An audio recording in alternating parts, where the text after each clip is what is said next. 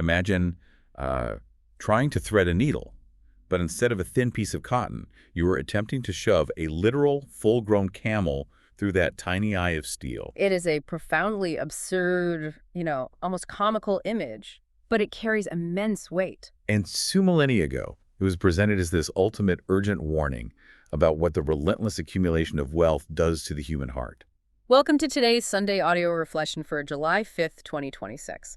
Our mission for this in-depth exploration is to really examine the profound implications of wealth and power, asking what happens to a democracy and to a soul when public office becomes entangled with private gain.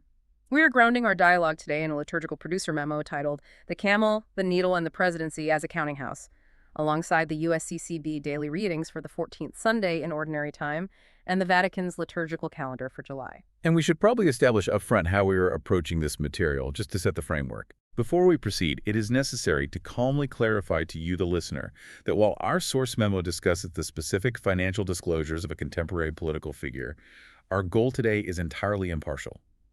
We are not taking a partisan stance. Rather, we are unpacking the original source material's exploration of public morality, transparency, and the profound spiritual burden of riches. The texts provided for today's reflection establish a stark, almost disorienting contrast regarding what it actually means to carry a burden in this world. Because in the Gospel of Matthew, Jesus offers a sanctuary to the laboring and the burdened, promising an easy yoke and a light burden. Yes, and the producer memo immediately juxtaposes this with the vivid imagery of the camel from the Gospel of Mark.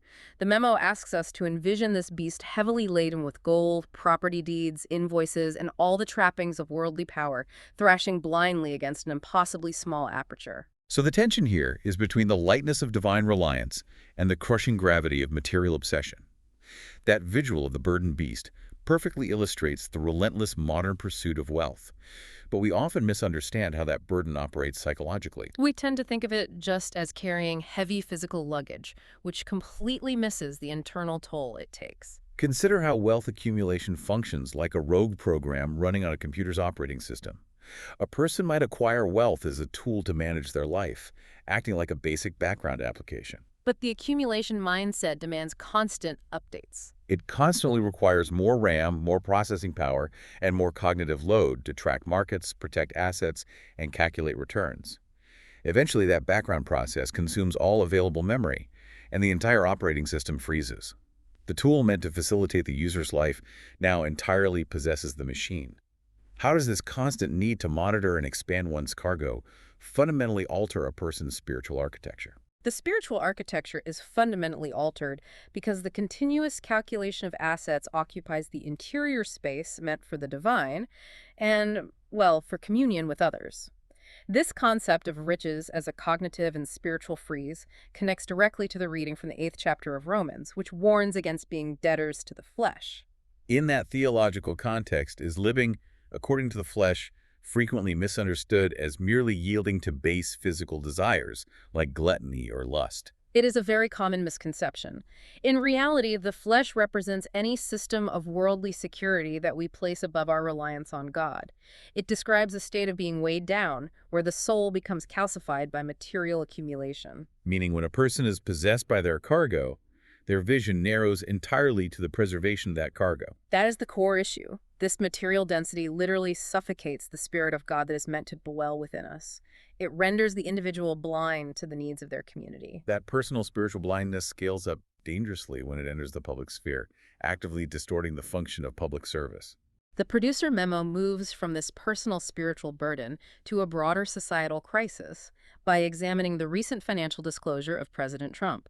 The document details the vast breadth of the income sources and the complex intertwining of political power with personal enrichment. Maintaining a strict, impartial focus on the ethical thesis of the memo, we are presented with a portrait of leadership where the boundaries between state duty and private enterprise blur. The memo describes the state of affairs as a moral crisis of kleptocracy. To ensure we are precise with our terms, kleptocracy generally refers to rule by thieves. But in this sophisticated modern context, it describes a system where public officials leverage their authority to increase their personal wealth.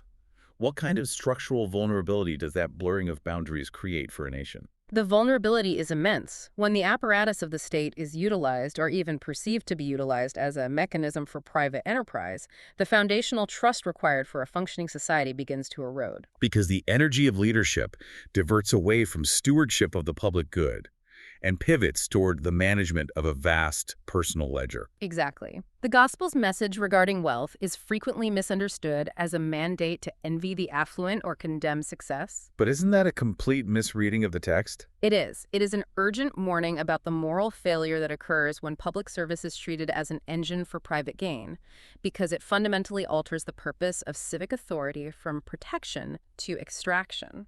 The memo makes a critical distinction here that warrants serious scrutiny. It explicitly frames this entanglement not merely as a legal conflict of interest, but as a moral failing. Modern society often obsesses over legal loopholes, judging the actions of leaders solely by whether they technically avoided breaking a statute. If a tax code or an election law permits a certain financial maneuver, the assumption is that the behavior is sound. Does this hyper-focus on legality actively blind us to the deeper spiritual rot of the counting house presidency, where the welfare of constituents is subordinated to profit? Legality is the floor of human behavior, not the ceiling. Conflating what is legal with what is moral creates a civic religion that elevates profit to the status of a supreme virtue. Do we use our societal tolerance for greed to hide behind this shield of legality? We do, almost reflexively. We assume that if the paperwork is filed correctly, the soul of the nation remains intact. But when a community accepts the monetization of public office as simply the cost of doing business or smart politics, that community has lost its moral compass. It substitutes the pursuit of the common good for the worship of individual accumulation. And this tolerance reveals a collective value system that has entirely forgotten the warning of the camel and the needle. This ethical standard, the necessity of prioritizing constituent welfare over the retention of capital, forces us to confront alternative models of leadership. The day's first reading from Zechariah offers a prophetic vision that radically contradicts the counting house mentality. We are presented with the arrival of a just Savior who comes not with the overwhelming force of wealth, but meek and riding on an ass. The text explicitly details the banishment of the tools of dominion, the chariot from Ephraim, the war horse from Jerusalem, and the warrior's bow are all cast aside, replaced by the proclamation of peace to the nations. The deliberate rejection of the chariot and the war horse is a rejection of the mechanisms of coercion. In the ancient Near East, these were the ultimate symbols of unassailable power and the violent enforcement of will. By arriving on a beast of burden, does the promised king signal a reign that does not rely on intimidation, military hoarding, or financial dominance? That is the precise signal. This prophetic vision grounds the model of leadership in the responsorial psalm for today, Psalm 145, which declares that the Lord is gracious, merciful, and compassionate. Meaning true dominion, reaching from sea to sea, is achieved through these virtues rather than force. The spiritual framework of the psalm insists that the true measure of power is whether a leader lifts up all who are falling and raises up all who are bowed down. The contrast between Zechariah's vision and our modern political reality is staggering. Today, the chariots and horses have simply evolved. They are corporate political action committees, dark money networks, and massive, opaque financial portfolios. The modern political apparatus requires a leader to arrive completely armored in capital. If a modern leader were to unilaterally disarm, if they intentionally banished their chariots and dismantled their mechanisms of financial coercion, they would likely be entirely crushed by opponents who retain their armor. How is Zechariah's vision anything other than a recipe for political suicide in the modern world? It appears as political suicide only if we define power exclusively as the ability to coerce others. Zechariah's vision demands a radical redefinition of authority. So a modern leader banishing their chariots would require an absolute commitment to transparency and a voluntary limitation of their own power. They would have to refuse to view constituents as a means to an end, whether that end is electoral victory or personal enrichment. While coercive power can achieve rapid, forceful compliance, it requires constant, exhausting maintenance and financial fuel to sustain itself. Authority built on vulnerability, service, and the genuine uplift of the marginalized generates a different kind of resilience, doesn't it? It fosters enduring, legitimate trust, which, paradoxically, is a far more stable foundation for governance than the fragile architecture of the counting house. Understanding this call to unburden ourselves from worldly power brings us to a brief note for you listening today. The Clarineratio platform exists to provide these weekly audio reflections, dedicated to connecting ancient liturgical history with the pressing ethical questions of our modern world. Turning back to that history, the pursuit of a purer, unburdened faith is deeply woven into the wider liturgical context of July. The memorial of Our Lady of Mount Carmel, observed on July 16th, traces its roots back to the prophet Elijah defending the purity of the Hebrew faith against the pagan god Baal. But the tradition takes a fascinating shape around the 12th century, with a French nobleman named Berthold. He arrived in Palestine with his cousin, the Patriarch of Antioch, and made a startling decision. Instead of leveraging his noble status for power in the Crusader states, Berthold retreated to Mount Carmel. He gathered hermits to live a cenobitic life, meaning a structured communal life shared together, intentionally separated from worldly commerce, and built a simple church dedicated to the Blessed Virgin. Berthold's retreat to the mountain is a literal, historical manifestation of stepping away from the counting house. As a nobleman with direct familial ties to the Patriarch of Antioch, he possessed the connections and the societal rank to secure tremendous wealth, military influence, and property in a highly volatile, lucrative region. Did he recognize that this worldly status was the very cargo that would paralyze him, the heavy baggage that would prevent him from passing through the eye of the needle? He must have. The Carmelites, born from this retreat, institutionalized the rejection of worldly accumulation. They favored a life centered on contemplation and communal poverty.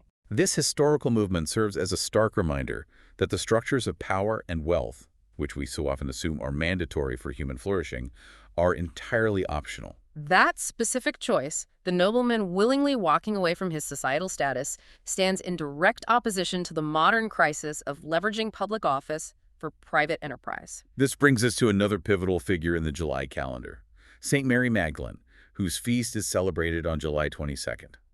Pope Francis notably elevated this memorial to a feast on June 3, 2016, during the Jubilee of Mercy. The decree specifically cited the need to reflect on the dignity of women, the new evangelization, and the greatness of divine mercy. When we look at the mechanical operation of mercy, it requires an open hand. Does the psychology of mercy actively dismantle the psychology of the accounting house? And is our modern deficit of mercy directly tied to our surplus of material obsession? The relationship between the two is entirely inverse. The psychology of the counting house requires a heart that is fiercely protective, constantly calculating risk, and inherently suspicious of anyone who might threaten the hoard. Because it operates on strict ledgers of debt and repayment. Mercy, fundamentally, is an uncalculated risk. It requires an individual to absorb a loss for the sake of another's restoration, canceling a debt without demanding repayment. Meaning you cannot relentlessly accumulate wealth and power while simultaneously practicing the greatness of divine mercy, because the mechanisms are incompatible. The elevation of Mary Magdalene's feast during a Jubilee of Mercy reminds us that the first witness to the resurrection was someone who understood profound brokenness and profound healing. These are qualities that remain entirely invisible to the logic of the counting house, which only understands leverage and liability. Drawing these threads together, the texts from this week present a unified warning about the nature of our attachments and the true function of leadership. We see the necessity of communal care and the vigilant protection of the vulnerable, standing in stark opposition to a public service ethos that values profit over integrity. We are presented with the ultimate choice between two paths: the heavy, gold-laden cargo of the camel, desperately trying to force its way through a space it was never meant to occupy, and the light, merciful yoke of Christ, which promises true rest for the soul. The contrast requires us to examine the ledger of our own lives, not just the financial disclosures of our political leaders. The kleptocracy we observe in the public sphere is frequently a macrocosm of the spiritual compromises we make in private. We accept the normalization of greed, the slow accumulation of worldly anxieties, and the calcification of the soul, forgetting the warning from Romans that we are not meant to be debtors to the flesh. The prophetic vision demands that we recognize when the tools we use for security have become our masters, blinding us to the urgent demands of justice and mercy. It is a difficult truth to confront in a culture that measures worth by accumulation. If we're all, in our own ways, carrying a personal ledger of invoices, resentments, or minor greeds on our backs, what specific piece of cargo do you need to unload this week to finally fit through the eye of the needle and find true rest?